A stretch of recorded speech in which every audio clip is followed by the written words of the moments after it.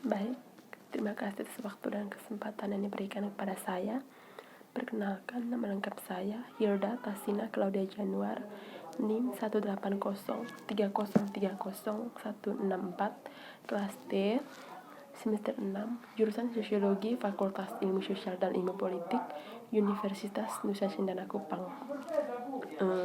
Baik, pada kesempatan kali ini saya akan mempresentasikan hasil kerja review literatur jurnal dari 3 tahun terakhir yang ada kaitannya dengan judul skripsi yang akan saya teliti nanti. Baik, jurnal pertama yaitu dengan judul Upaya Pemerintah Daerah dalam Penanggulangan Stunting di Provinsi Kepulauan Bangka Belitung. Jurnal ini diterbit pada Agustus 2019 dengan nama peneliti Rini Arsada Saputri. Stunting merupakan salah satu masalah gizi yang dialami oleh balita saat ini. Indonesia juga menjadi salah satu negara dengan angka stunting yang cukup tinggi dibandingkan dengan negara-negara lainnya. Stunting yang terjadi pada anak balita akan mempunyai risiko yang sangat berat terhadap tingkat kecerdasan anak, terus tidak maksimal dan menurunnya tingkat produktivitas. Stunting juga dapat memperhambat pertumbuhan ekonomi, meningkatkan kemiskinan, dan memperlebar ketimpangan. Stunting pada anak mencerminkan kondisi gagal tumbuh pada anak balita. Anak balita yang dimaksud yaitu di bawah 5 tahun. Akibat dari kekurangan gizi kronis hingga anak menjadi terlalu pendek untuk usianya. Kekurangan gizi terjadi sejak bayi masih dalam kandungan hingga usia 2 tahun. Pemerintah dalam hal ini telah menyalurkan dan untuk daerah yang tinggi angka stuntingnya untuk menanggulangi pencegahan dan peningkatan angka stunting. Faktor yang menyebabkan stunting bukan hanya karena faktor kekurangan gizi dari ibu hamil dan balita, tapi melainkan ada juga faktor lain, yaitu faktor multidimensi. Adapun faktor penyebab stunting yaitu praktek pengasuhan yang kurang baik, termasuk kurangnya pengetahuan ibu mengenai kesehatan gizi, termasuk kesehatan gizi sebelum dan pada masa kehamilan serta setelah melahirkan. Terus masih kurangnya layanan kesehatan, termasuk pelayanan kesehatan untuk ibu selama masa kehamilan, dan sosialisasi dari petugas kesehatan. Masih kurangnya akses rumah tangga bersih, makanan bergizi, dan kurangnya memanfaatkan air bersih dari keluarga-keluarga. Kerangka intervensi yang dilakukan oleh pemerintah Indonesia yaitu intervensi gizi spesifik dan gizi sensitif. Pemerintah Indonesia mengeluarkan intervensi ini untuk menurunkan stunting agar dapat membantu masyarakat mencegah dan mengurangi angka stunting. Program gizi spesifik dilakukan dengan puskesmas atau pusat kesehatan masyarakat dan posyandu, pos pelayanan terpadu. Tenaga kesehatan harus benar-benar memperhatikan kesehatan gizi terhadap ibu hamil dan calon anak bayi. Terus metode yang dilakukan oleh peneliti dalam melakukan penelitian ini yaitu wawancara, yaitu metode kualitatif, yaitu dengan cara wawancara mendalam dan diskusi kelompok terfokus. Wawancara dilakukan untuk menggali program intervensi stunting yang telah dilakukan di tingkat provinsi, bagaimana mekanismenya, pelaksanaannya terkait dengan hubungan pemerintah provinsi dengan pusat dan kabupaten, serta bagaimana pemerintah provinsi memastikan pelaksanaan intervensi terkait stunting di kabupaten atau kota di wilayahnya masing-masing. Diskusi kelompok bertujuan untuk mengkonfirmasi informasi mengenai penanggulangan stunting yang didapat melalui proses wawancara. Upaya penanggulangan stunting haruslah dilakukan secara komprehensif terkait upaya penanggulangan stunting. Baik, jurnal kedua yaitu mengenai hubungan pengetahuan dan sikap ibu dengan upaya pencegahan stunting pada balita di wilayah kerja Puskesmas Simpang Kawat Jambi. Jurnal ini diterbit pada 1 Maret 2020 dengan nama peneliti Dwi Yunita Ramadhani. Stunting atau pendek adalah kondisi gagal tumbuh pada bayi atau pada anak balita akibat dari kekurangan gizi kronis. Kekurangan gizi terjadi sejak bayi dalam kandungan dan pada masa awal lahir. Stunting baru nampak ketika anak memasuki usia 2 tahun.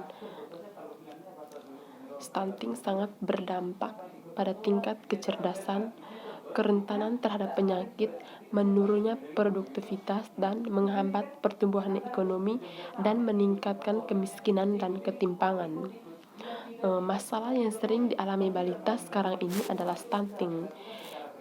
Indonesia termasuk salah satu negara dengan angka stunting tertinggi nomor 3 di dunia dan tingkat stunting paling tinggi yaitu di NTT. Penyebab stunting adalah faktor kurang gizi yang dialami oleh seorang ibu dan balita, terbatasnya layanan kesehatan dari tenaga medis, dan kurangnya pemahaman dari seorang ibu terhadap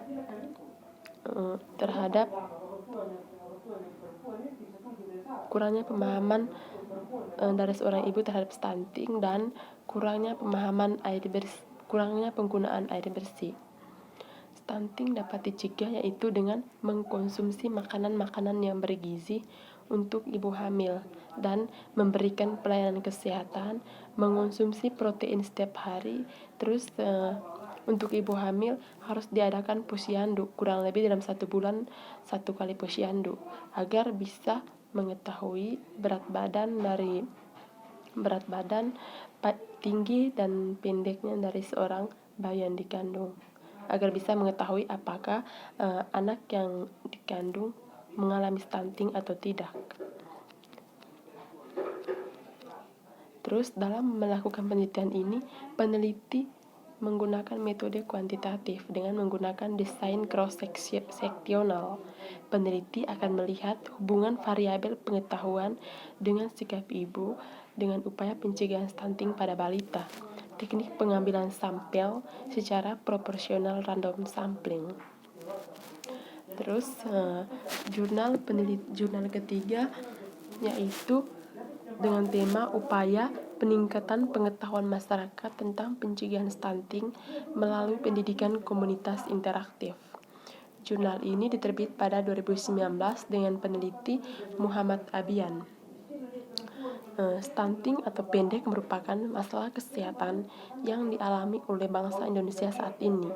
Stunting dapat menyebabkan berbagai dampak negatif, di antaranya penurunan kognitif dan terjadi berbagai penyakit. Gizi merupakan salah satu faktor terpenting yang dapat menunjang pertumbuhan dan perkembangan bayi atau balita. Kurangnya asupan gizi dapat menyebabkan wasting, underweight, dan stunting yang kemudian dapat berujung pada terjadinya berbagai penyakit.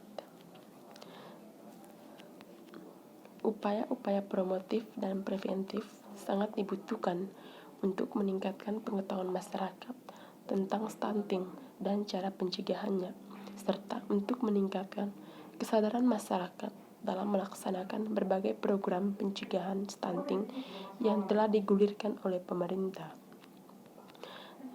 Dalam penelitian ini, metode penelitian yang digunakan yaitu pendidikan komunitas dalam bentuk penyuluhan interaktif. Adapun tahapan yang dilaksanakan adalah survei lapangan untuk mengidentifikasi masalah kesehatan di desa setempat secara lebih komprehensif, diskusi tim untuk menentukan bentuk kegiatan, topik dan serta metode penyampaian penyusunan materi penyuluhan, pelaksanaan penyuluhan dan evaluasi. Berikut adalah matriks perbandingan penelitian. Ini adalah perbandingan peneliti sebelumnya dengan calon peneliti yang akan melakukan penelitian nantinya. Yang pertama, nama peneliti dan judul penelitian pada jurnal pertama, yaitu nama peneliti Rini Archada Saputri, judul penelitian upaya pemerintah daerah dalam penanggulangan stunting di Provinsi Kepulauan Bangka Belitung. Perbandingan persamaan dan perbedaannya yaitu berdasarkan analisis antara riset penelitian terdahulu dengan penelitian yang akan dilakukan oleh peneliti terbaru, terdapat persamaan dan perbedaan. Persamaan kedua penelitian ini terletak pada kajian tentang upaya pencegahan, hanya tempat dan lokasi penelitian saja yang berbeda. Sama-sama menggunakan metode penelitian kualitatif, sedangkan perbedaan kedua penelitian ini terletak pada yang peneliti terdahulu itu mengkaji tentang upaya pemerintahan dalam penanggulangan stunting, sedangkan peneliti yang baru mengkaji tentang upaya pencegahan COVID-19. Terus kelebihan kedua penelitian ini terletak pada penelitian terdahulu, yaitu mengkaji bagaimana upaya pemerintahan daerah dalam penanggulangan stunting, sedangkan penelitian terbaru menjelaskan secara khusus tentang bagaimana cara yang dilakukan mengenai upaya pencegahan pemutusan mata rantai COVID-19. Terus pada jurnal kedua, nama peneliti Devi Yuni Rahmadani, judul penelitian hubungan pengetahuan dan sikap ibu dengan upaya pencegahan stunting pada balita di wilayah kerja Puskesmas Simpang Kawah Jambi. Berdasarkan analisis antara riset penelitian terdahulu dengan penelitian yang akan dilakukan oleh peneliti, terdapat persamaan dan perbedaan. Persamaan kedua penelitian ini terletak pada kajian tentang upaya pencegahan agar kasus yang terjadi tidak berlanjut ke generasi selanjutnya. Terus sama-sama menggunakan metode penelitian kualitatif, yaitu dengan menggunakan desain cross-seksional. Perbedaannya kedua penelitian ini yaitu penelitian terdahulu mengkaji tentang hubungan pengetahuan dan sikap ibu dengan upaya pencegahan stunting pada balita, sedangkan penelitian yang baru mengkaji tentang upaya pencegahan pemutusan mata rantai COVID-19. Kelebihan kedua penelitian ini yaitu penelitian terdahulu mengkaji secara lebih terperinci karena peneliti mengkaji dari hubungan pengetahuan dan sikap ibu baru menjelaskan tentang bagaimana upaya pencegahan stunting, sedangkan peneliti terbaru itu langsung mengkaji tentang upaya-upaya apa saja yang akan dilakukan untuk mencegah COVID-19. Baik, itu saja hasil kerja saya mengenai review literatur jurnal dari 3 tahun terakhir. Terima kasih.